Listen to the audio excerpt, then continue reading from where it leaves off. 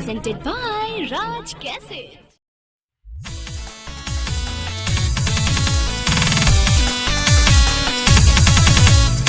Shivam studio बनेजी कितना बनिया।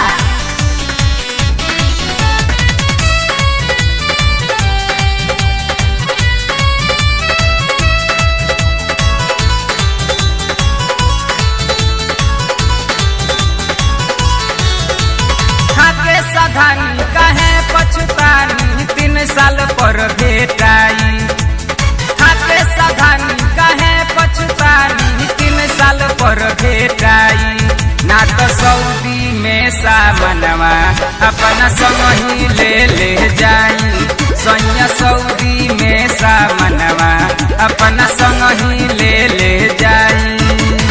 खाके साधानी कहे पछतानी 3 साल पर भेटाई। खाके साधानी कहे पछतानी 3 साल पर भेटाई। ना तो सऊदी में सामनवा अपना संग ही ले जाई।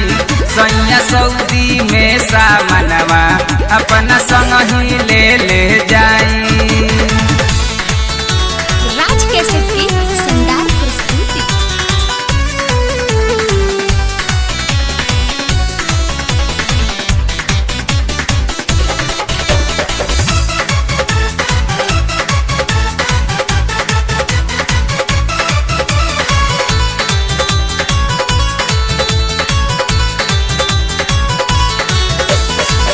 चोट रोज देत बानी सिलवट पलोरा से। डालल चाहतानी हरदम सुइया में डोरा के। चोट रोज देत बानी सिलवट पलोरा से।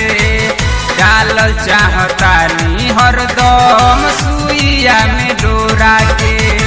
दुनो बेरा करब खूबे जम के दाल फ्राई। दुनो बेरा करब खूबे जम के दाल फ्राई। सैया सऊदी में सामनवा अपना संग ही ले जाई। रजऊ सऊदी में सामनवा अपना संग ही ले जाई।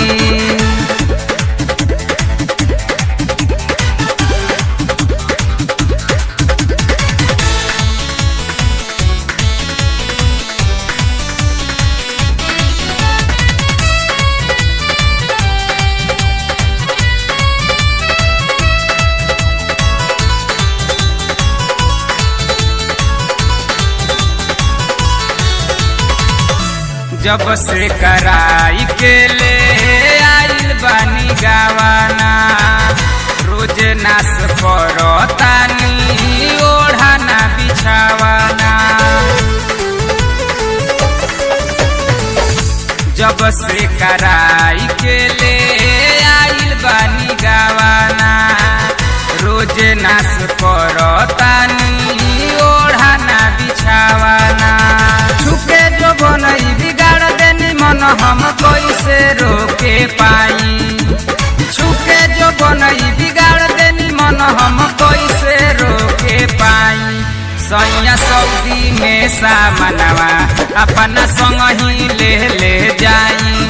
सैया सऊदी में सामनवा अपना संग ही ले जाई।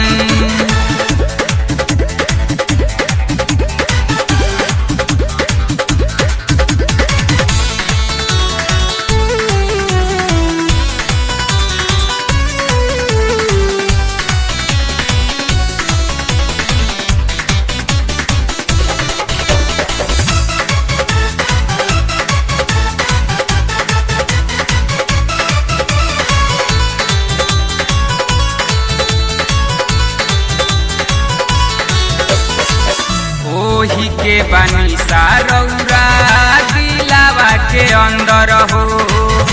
आदत बिगड़ले राउर सिंटू धर्मेंद्र हो। ओही के बानी सारौरा दिलावा के अंदर हो। आदत बिगड़ले राउर राहुल सिंटू धर्मेंद्र हो।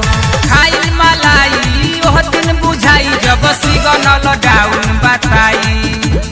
खाइल मलाई ओह दिन बुझाई जब सिग्नल डाउन बताई।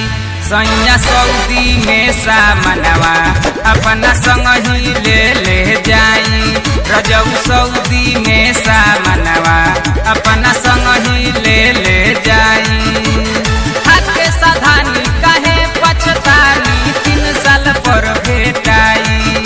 ना तो सऊदी में सामनवा अपना संग ही ले जाई। शिवम स्टूडियो पलेजी फेफना बलिया।